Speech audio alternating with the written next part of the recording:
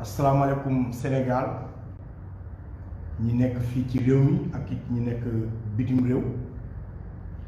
ñu amaat mbégte dajewaat ak yéen fii ci beneen waxtaan bu ñu namm amaat ak yéen di ko tàmbaleewaat toujours rek ci période bi ñu nekk muy Covid oblige di delloo njukkal suñu waa kër docteur yëpp ak force de l'ordre yeeg ñi nga xamante ne vraiment xar nañu seen tànk tubéy ngir Sénégal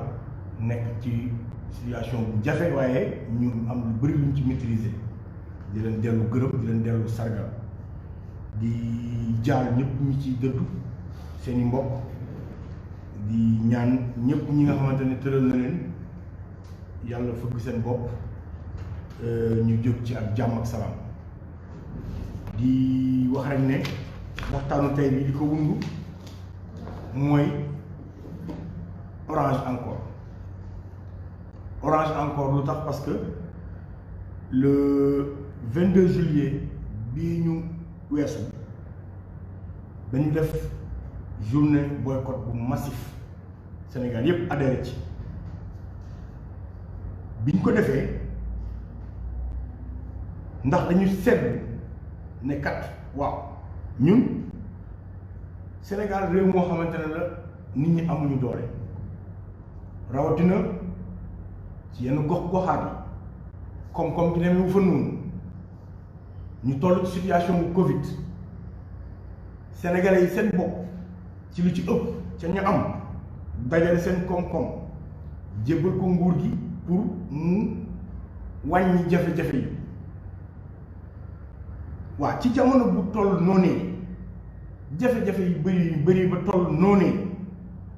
naka lañ mën a gis opérateur télécommunication boo xamante ne mu bokk na ci ñi ëppale abonné di xëy nam daan defee ay tarifam mu jël ko maanaam doublé ko pour gën a mën a teg askan boobu noonu coono ñu ne mais vraiment lii dafa doy waar lii ëpp na lii xel nanguwu ko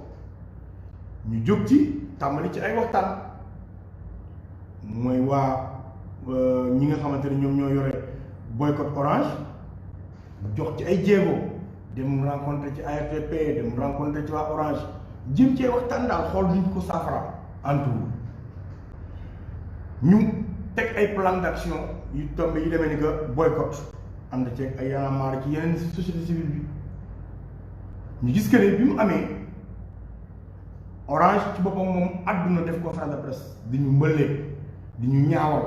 di ñu xamal ne moom position bi mu téye fa la téye te fas yéene wu koo wàcc kenn mënu ci dara ñu defaat beneen journée de boycott président Sénégal Macky Sall woo directeur Orange ARTP jox leen sommation Orange continué waat di ñu ñaawal ne moom la mu jógoon la mu defoon du ca jóg ñu ne déet na waay mu indi ay coppite non seulement pas ca lañ ko doon xaar mais ay coppite ca nam ko arrangé moom maanaam ca la fa newoon ñu koy wax mu indiwaat ko mu ne du ma ko indiwaat li ma indi bees lay teg te loolu laa leen di imposer par force da ngeen koy nangu par force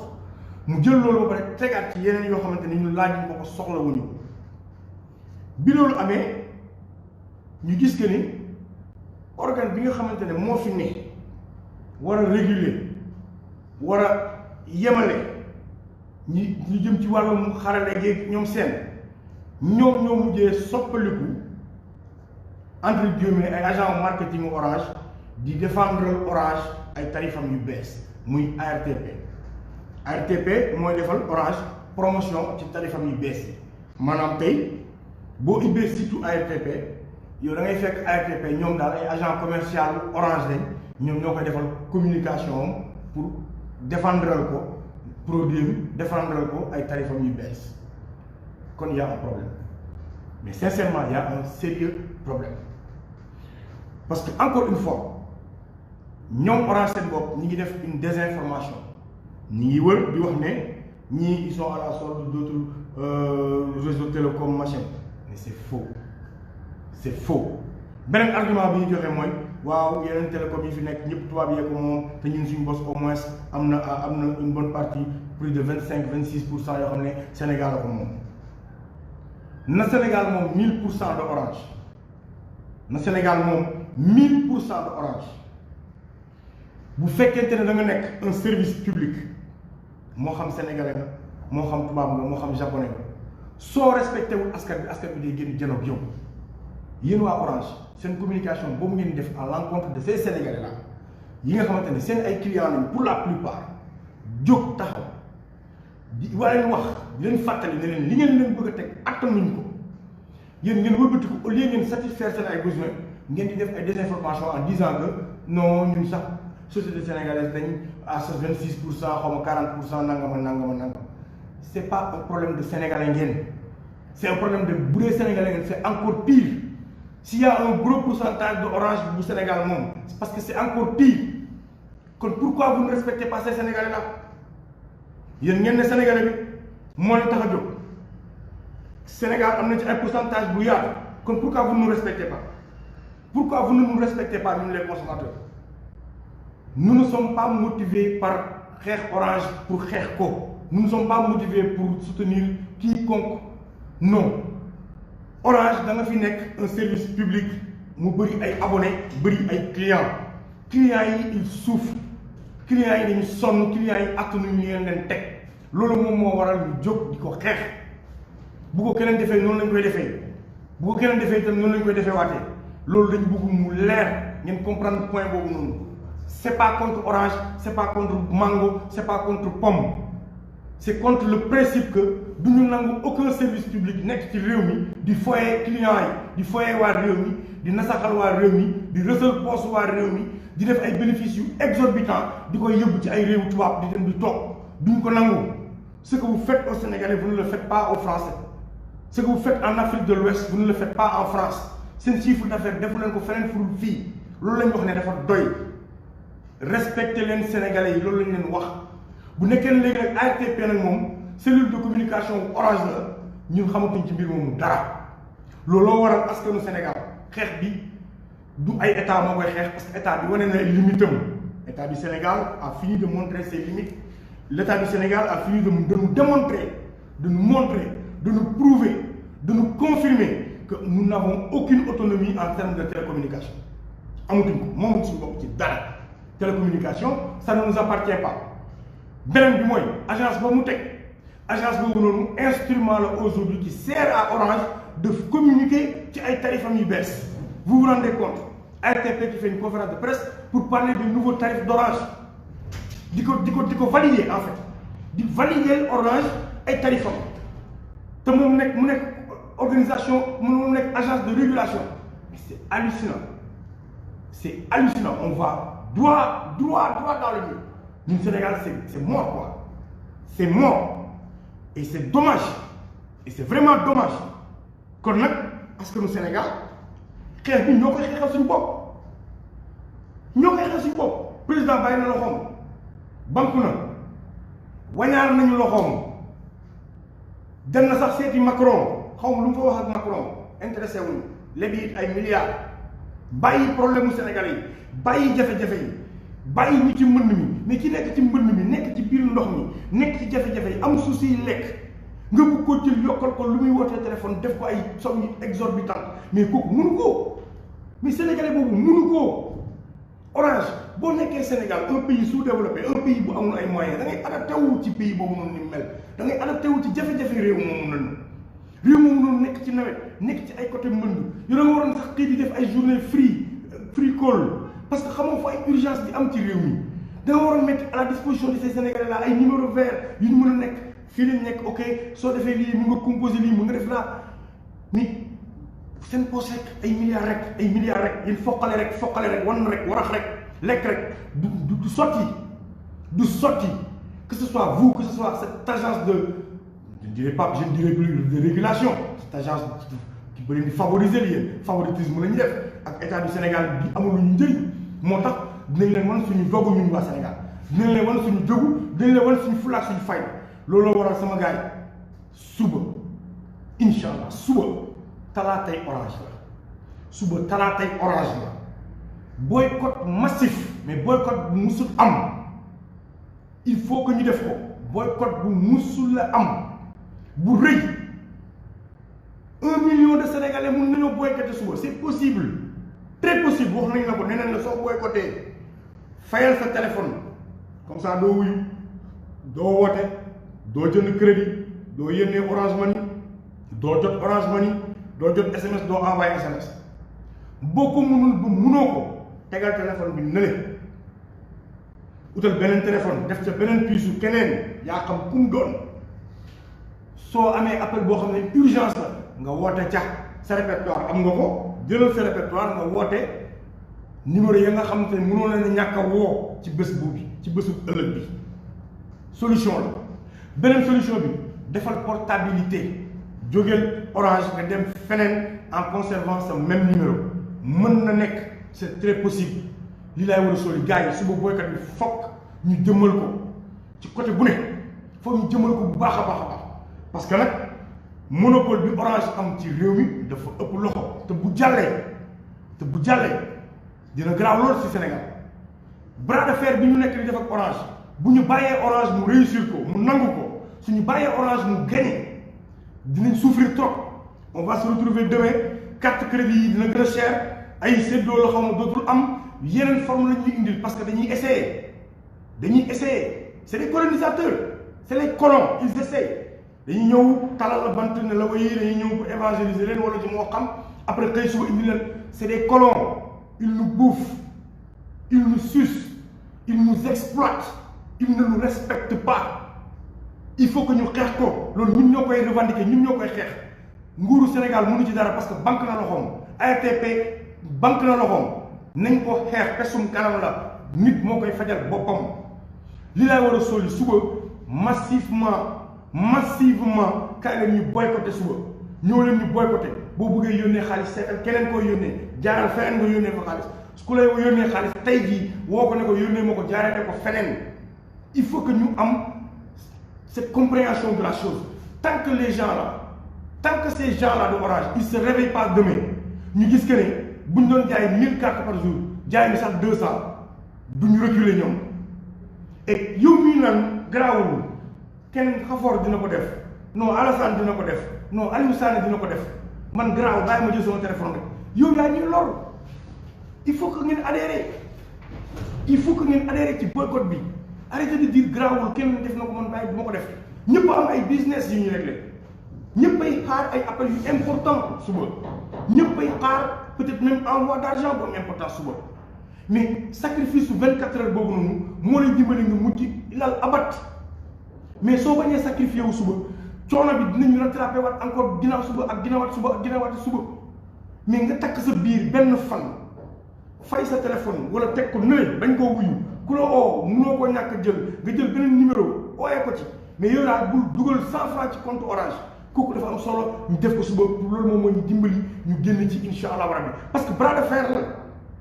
fer la état bi waroon jouer rôle arbitre am par na xam nga ngay xeex ak nit ka leen war a arbitrer far c'est le combat du peuple sénégalais ou bien des clients de Orange contre Orange. L'arbitre qui devrait être l'État du Sénégal a pris position jël na part moom Orange la faral jëlal na ko part ànd naa ak moom agence am bi war a toog pour réguler defal na moom Orange conférence de presse pour di ko tagg di ko magnifier di ko yëgleel ay prime di ko xalamal ay prime di ko wëyal di ko yaataa yumbeel non loolu kon ñun kan la ñuy xeexal Orange ak la ko wër ak ñoom mu àndal muy état du Sénégal bi nga xamante ne amul indépendance ci dara moomul boppam ci tous poupée marionnette caaxaan situation bu tar sénégalais yaa ngi ci biir ndox mi ci biir mbënn mi nga dalaas nank dem Paris lebi ji ay xaalis pour sa terre bi nga xamante ne à vendre la nekk depuis 6 mois loo fi inauguré woon ci début élection yi ne inauguré nga ko terre bi pare na dugg ci ànd ak sa njaboot dox ba fu la neex xaw ma Pikine xaw ma Rufisque gaare ne way terre bi nangam caaxaan kese xaalis bi Orange di liggéey par bés xaalis bi Orange di liggéey par at muy jaar ñuy sous la main comme ça di dem France comme ça